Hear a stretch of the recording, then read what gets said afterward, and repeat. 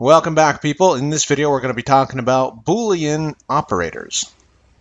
So what is a Boolean? Well, basically, it's not just a Python-specific concept. It's a programming concept in general, and it consists of two items. One is true, one is false. Now, in a lot of programming languages, you typed true as T-R-U-E, and false as, you know how to spell those, but you'd spell them all lowercase. Python's different, so let's explore that a bit. Going to open up Terminal here and launch a Python 3 console, and we're going to just print out true, and it's going to return true. This is not in quotations. Make sure when you're typing true and false for truth checking that you're typing true and false and not like this, because that will return a string, which is true. Yeah.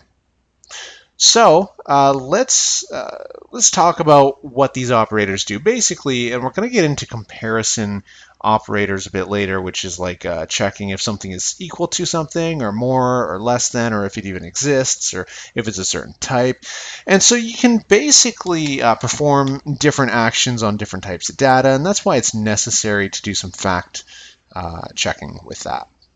So we need the true and false in programming.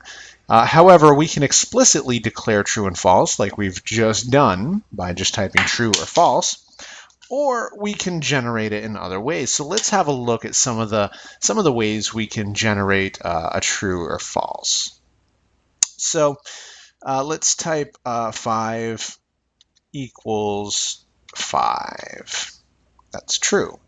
Now, when you're comparing two objects and you're checking if they're equal to each other, you can't type that because the single equal sign there is used for a different purpose in programming. It's used to assign a value to a variable, and we'll go over that here soon as well. So when we're comparing to check if two numbers or two strings are equal to each other, we need to put two equal signs. So you'll see that returns true. So let's go ahead and 5 equals 4. That's going to return false because, of course, we've all been through grade 2 math, and we all know that 5 is a little larger than 4. Now you can also do this with strings and also without using equal signs at all. You can actually type 5 is 5, and that will return true. And you can type 5 is not 5, and that will equal false. So basically you're saying 5 is not 5, and Python is saying, well, that's false. So you could type 5 is not 6, and that will return true.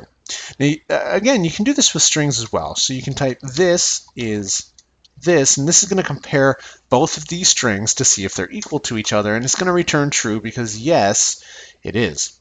Now, we can also do this. True is true will return true because, of course, true is true.